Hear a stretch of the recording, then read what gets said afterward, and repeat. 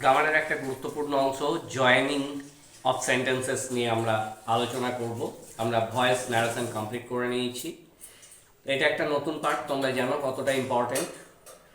Class 8-এর পর থেকে HS তো বটেই, প্লাস কম্পিটিশন পরীক্ষা যেগুলো হয়ে থাকে সেখানেও এগুলো কাজে দেবে, তোমরা জানো।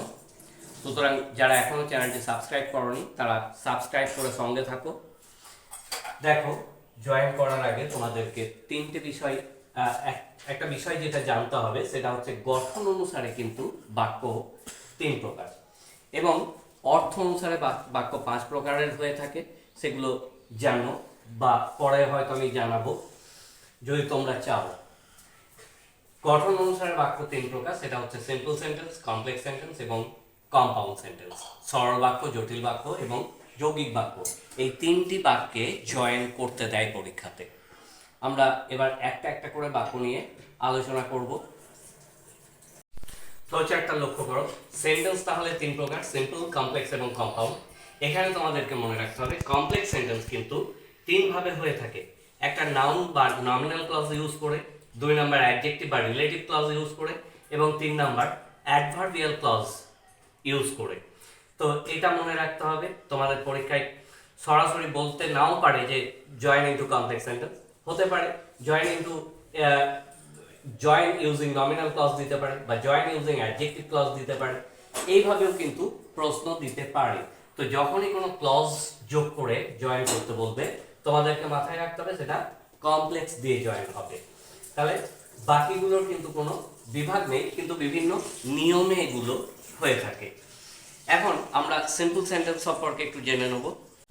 সিম্পল সেন্টেন্স মনে রাখবে যে সকল বাক্যে একটি মাত্র সাবজেক্ট এবং একটি মাত্র ফাইনাইট ভার্ব বা সমাপিকা ক্রিয়া থাকে তাকে সিম্পল সেন্টেন্স বলে।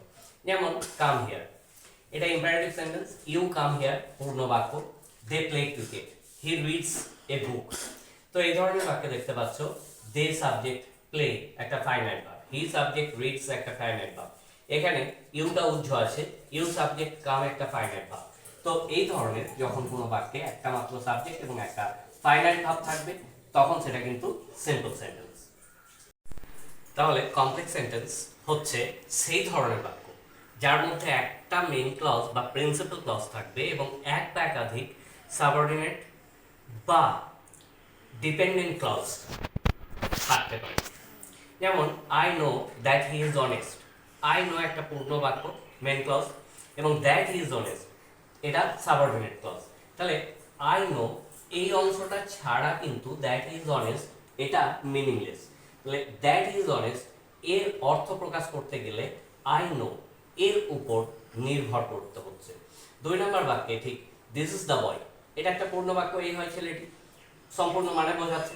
কিন্তু হু সলভ দ্য প্রবলেম, যে সমস্যা, হু সলভ দ্য সাম, যে অঙ্কটির সমাধান করেছিল।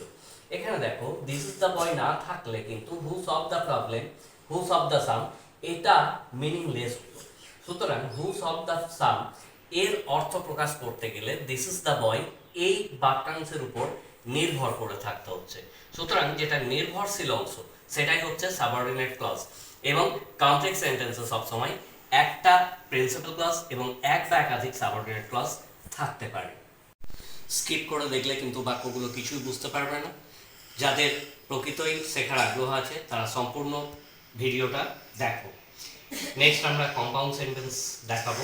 2 বা তার বেশি মেন ক্লজ যখন বিভিন্ন কনজাংশন যেমন অ্যান্ড, অর, বাট, নেদার, নর, আইদার, অর ইত্যাদি, শো, এই সমস্তগুলো কনজাংশন দ্বারা যুক্ত হয় তখন তাকে কম্পাউন্ড সেন্টেন্স বলে।